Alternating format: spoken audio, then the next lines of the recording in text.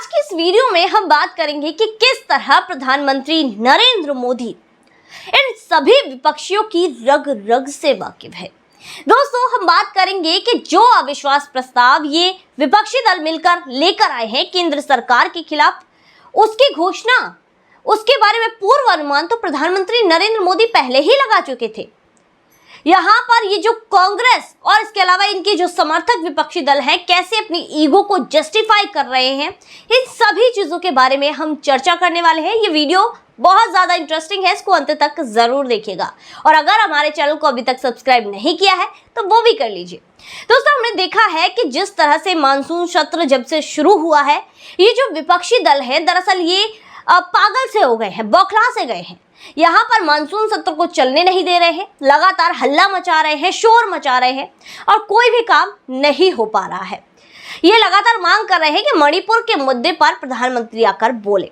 लेकिन दोस्तों, आपको बता दूं कि प्रधानमंत्री नरेंद्र मोदी इन लोगों की रग रग से वाकिफ है, क्योंकि यहाँ पर जब इनकी दाल नहीं गली, पीएम मोदी इनके सामने नहीं बोले, तो यहाँ पर ये केंद्र सरकार के खिलाफ अविश्वास प्रस्ताव लेकर आ गए। दोस्तों, अविश्वास प्रस्ताव लेकर आ गए क्योंकि यहाँ पर ये लोग सोच रहे हैं कि अविश्वास प्रस्ताव लाएंगे और सरकार को गिरा देंगे। लेकिन दोस्तों, अब इन्हें कौन समझाए कि अविश्वास प्रस्ताव कब लाया जाता है? शायद इन लोगों को वो चीज पता ही नहीं है, तभी तो वो लेकर आए हैं। अगर पता होती तो बिल्कुल नहीं हो लाते, क्योंकि जिस तरह से ये अविश्वास प्रस्ताव लेकर आए हैं, उसके बाद इन विपक्षियों का जो हाल होने वाला है, इनकी जो भारी बेइज्जती होने वाली है, शायद इन लोगों को उसका अंदाजा भी नहीं है। दोस्तों देखिए, प्रधानमंत्री नरेंद्र मोदी इसकी आशंका पहले ही जता चुके थे, यानी कि इसकी घोषणा कर दी थी पहले से ही। देखिए, साल 2018 यानी कि 2019 के लोकसभा चुनाव से पहले भी इन लोगों ने इसी तरह की हरकत की थी। ऐसी हरकत की थी, अविश्वास प्रस्ताव केंद्र सरकार के खिलाफ लेके आ गए थे, जिसके बाद वो अविश्वास प्रस्ताव गिर गया था। इसके बाद इन विपक्षों की पूरी तरह से किरकिरी हो गई थी। लेकिन अब भी ये नहीं माने हैं। तभी प्रधानमंत्री नरेंद्र मोदी ने ये बोल दिया था कि हम तैयार हैं, साल 2023 में भी ये जो अविश्वास प्रस्ताव है ये लाया जाएगा। इस तरह से प्रधानमंत्री नरेंद्र मोदी ने पहले ही घोषणा कर दी थी कि ऐसी ही हरकत ये विपक्षी दल जो मिलकर अब जो मिले हैं, और पहले जिस तरह से जो विपक्षी दल मोदी के खिलाफ थे, उसमें उन्होंने प्रधानमंत्री नरेंद्र मोदी ने पहले ही कह दिया था कि इनकी जैसी हरकतें हैं, उस हिसाब से अब ये साल 2023 में यानी कि 24 के लोकसभा चुनाव से पहले भी अविश्वास प्रस्ताव लेकर आएंगे। यहाँ पर देखिए दोस्तों, अविश्वास प्रस्ताव लाया कब जाता है? जब कोई भी केंद्र में सरकार हो और वो गिरानी हो, यानी कि उन जनता में उस सरकार के प्रति अविश्वास आ जाए। इसके अलावा यहाँ पर और जो सांसद हैं वो भी ये चाहते हो मिलकर कि ये सरकार गिरनी चाहिए, उसके लिए ये अविश्वास प्रस्ताव लाया जाता है। जो 50 सांसद मिलकर यहाँ पर जो है अविश्वास प्रस्ताव, जो 50 सांसद की हामी होती है, तब जाकर अविश्वास प्रस्ताव स्पीकर साहब को दिया जाता है। और स्पीकर साहब को देने के बाद जब वो घोषणा कर देते हैं कि ये अविश्वास प्रस्ताव स्वीकार हो गया है, तो उसके 10 दिन के अंदर इस पर बहस होती है।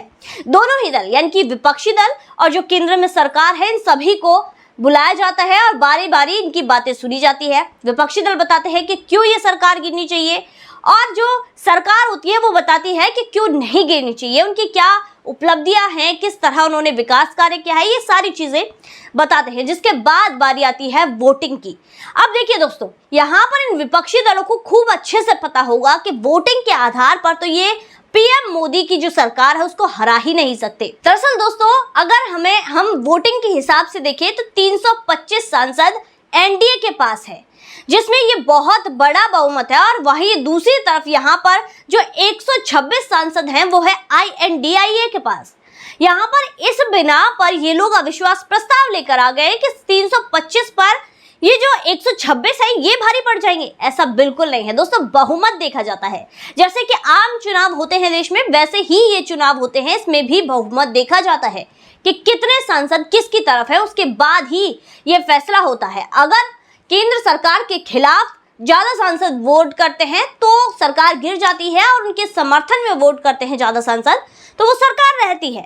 लेकिन यहाँ पर इन विपक्षी दलों को साफ साफ दिखाई दे रहा है, फिर भी ये लोग ऐसी हरकतें कर रहे हैं।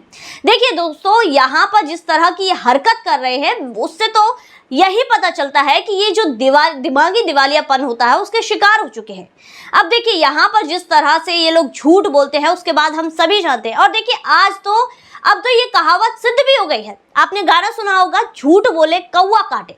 संसद के बाहर ही राघव चड्ढा, जो कि आम आदमी पार्टी के नेता हैं, उनको एक कौवा काट गया। दरअसल दोस्तों, यहाँ पर जिस तरह के ये काम कर रहे हैं उसके बाद तो अब यहाँ पर ये कहावत तो सिद्ध हो ही चुकी है कि जिस तरह से ये लोग झूठ बोलते हैं, हरकतें करते हैं, झूठ बोले कौवा काटे। आम आदमी के पार्टी के सांसद हैं जो राघव चड्ढा, उन्हें संसद के बाहर ही एक कौवे ने काट लिया। लगाइए, काटा भी तो किसको? आम आदमी के ही सांसद को। दरअसल दोस्तों, अब यहाँ पर जो प्रकृति भी ये समझ गई है कि ये किस तरह के लोग हैं। दोस्तों, मैं किसी पर भी पर्सनल टिप्पणी नहीं कर रही हूँ। जब से राघव चड्ढा की ये फोटोज वायरल हुई हैं, उन्हें खूब सोशल मीडिया पर ट्रोल किया जा रहा है और जनता पूरी तरह से चुटकी ले रही है। तो दोस्तों, यहाँ पर अब बात आती है कि लोगों ने ऐसा किया क्यों, ये अविश्वास प्रस्ताव क्यों लेकर आई। दरअसल दोस्तों, इनकी जब दाल नहीं गली संसद में, तो ये लोग सिर्फ और सिर्फ अपने ईगो को जस्टिफाई करने के लिए ही ये प्रस्ताव लेकर आए, जिसके बाद इन लोगों को मुंह की खानी पड़ेगी, क्योंकि ये प्रस्ताव तो पास नहीं होने वाला। ये जो अविश्वास प्रस्ताव है ये बुरी तरह से गिराया जाएगा। तो दोस्तों, आज की वीडियो में बस इतना ही। फिर मुलाकात होगी ऐसी वीडियो के साथ, तब तक के लिए देखते रहिए थिंक टैंक।